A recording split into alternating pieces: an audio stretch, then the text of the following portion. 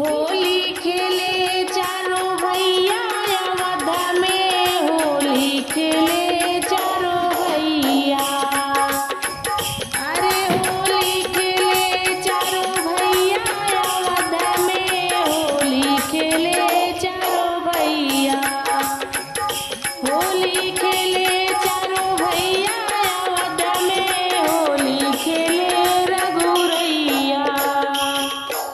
अरे होली खेले रघुरैया अवध में, होली खेले रघुरैया।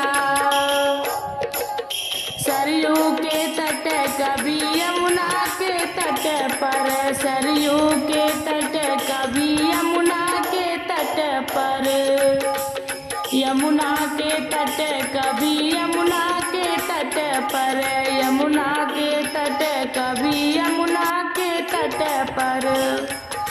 पवन चले पुरवैया